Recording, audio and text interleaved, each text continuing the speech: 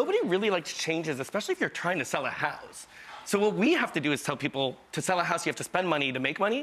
And that's the that's the part they don't get. They hate it. And I always tell people from a life philosophy, keep your house great for yourself, to live in it. Right. And that way, when you go to sell it, you actually don't have to make everything is perfectly maintained all the time. It's a much easier process when you go to sell it, right? It's an easy process. Right. It doesn't need change. But a lot of people just don't know that concept. And we have to change a lot to get it sold. Is that the largest mistake that people make when they're trying to sell? Is they simply don't listen? They don't want to hear what they need to do? There's two big mistakes people make. One is price. People tend to always think their house is worth a lot more than it is. They always think they have the best house and the best street, and they always give reasons why. Right.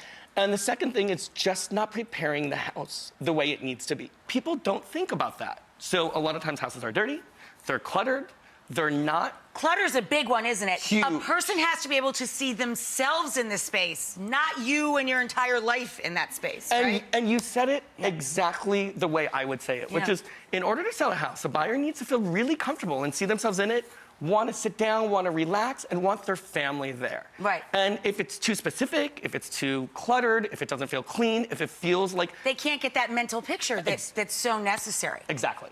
And that makes for a very difficult sale. Alex, your house has been on the market for, you said, what, a year and a half? A year and a half. A year and a half. And do you feel that you've been doing all the right things? I thought I was. I love my house. My friends love our house, so either I have very generous friends. Is this your home here?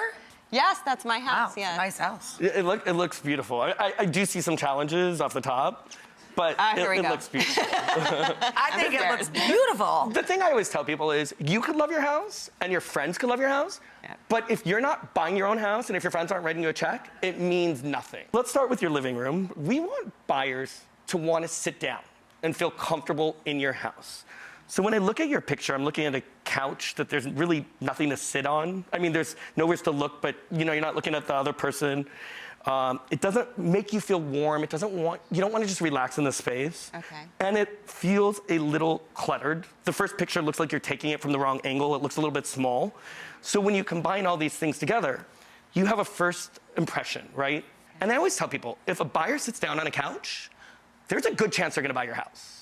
And I think you lost that moment there. So what should she do? Should she put more seating across from it or something? I would like to see a different design. Yeah, I would like to see maybe two small couches where they're both side by side, where people could entertain, where people can talk, and maybe a little bit smaller scale furniture so it makes the room feel bigger. Scale sells houses. So you always just want to remember, how's it viewed? You want it to feel big, you want it to feel airy, and you want that space to flow. Is it color? Is it the white? No, white is great because people like that neutral color, and that's actually what sells houses. So you were on track with that. You were off track with placement of furniture. This is your dining room. This is where I feel like we have some problematic points. The color is nice, but again, a dark color in a small room makes it feel small. And it's very specific. So if somebody doesn't like blue, you just eliminated a large pool of buyers. Furniture feels very heavy in this dining room. These brown chairs feel a little dated and very heavy for the space. Okay. We always recommend light furniture, that neutral tone. I would certainly go lighter on that.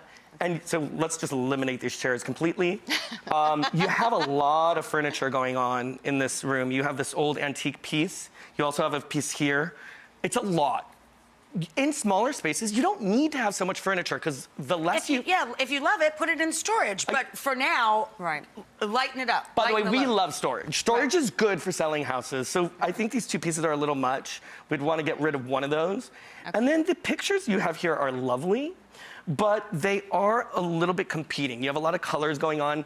You kind of want to get a thematic, easy flow going so a buyer can imagine that that's them living in the space. Okay. And I think it's just very specific and a lot going on. So let's try to simplify, whiten, I would say get new chairs, get rid of some furniture, and you should be on track. Okay.